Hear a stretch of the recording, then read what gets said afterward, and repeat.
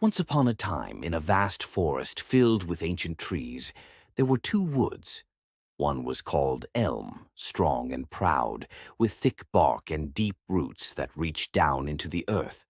The other was Cedar, slender and graceful, with a smooth, fragrant aroma that filled the air. Now Elm couldn't help but feel a little bitter. It wasn't that he disliked Cedar. No, no. But cedar was adored by humans. They would carve intricate patterns into cedar's smooth surface, shaping it into delicate boxes, beautiful furniture, and even sacred altars. People would touch cedar's wood with reverence, as if it were a treasure. In contrast, elm was often ignored. Sure, some might use him for firewood or occasionally make a sturdy fence post, but he didn't have the elegance of cedar. He didn't have that sweet, inviting scent. And so, Elm brooded, watching Cedar get all the praise. One quiet afternoon, as the wind whispered through the leaves, Elm couldn't hold it in any longer.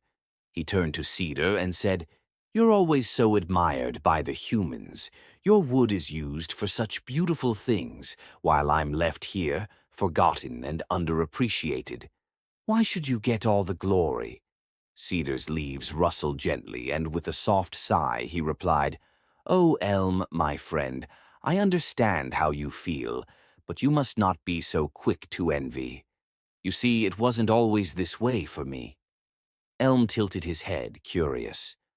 "What do you mean?" Cedar's voice grew quiet, almost as if he were telling a secret. "I wasn't always so smooth, so fragrant, or so sought after. When I was young, I was just like you, untouched and unappreciated. I had to endure many hardships before becoming what I am now. Humans didn't always know what to do with me.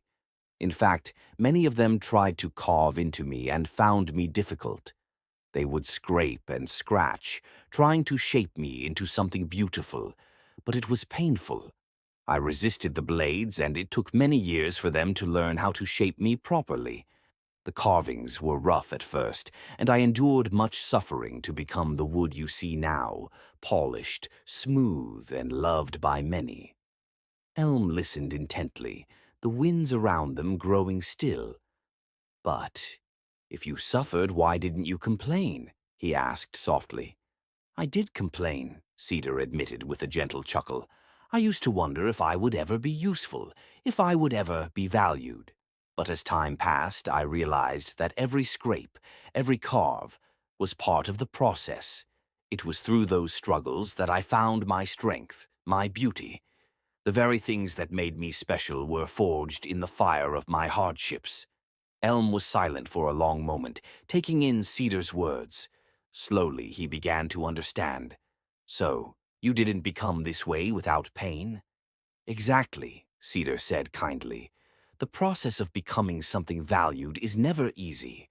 You may not see it now, Elm, but your time will come. Your strength, your resilience, your quiet dignity. These are things that the world will one day recognize. Just like me, you too have a purpose, even if it's not clear yet. Trust in the process. Every tree has its time to shine." Elm felt a warmth growing inside him, a kind of understanding he hadn't known before. He no longer looked at Cedar with jealousy, but with admiration.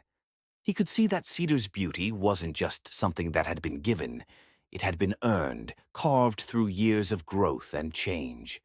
"Thank you, Cedar," Elm said quietly. "I think I understand now. I will stop complaining and trust in my own journey, no matter how long it may take." And from that day on, Elm no longer envied Cedar's praise. He stood tall and proud, knowing that one day his own strength would be appreciated in its own way. Cedar's wisdom had planted a seed in Elm's heart, one that would grow with patience, just like the trees themselves. And so the two woods stood side by side, each in their own unique way, both valuable, both important, each with a story to tell.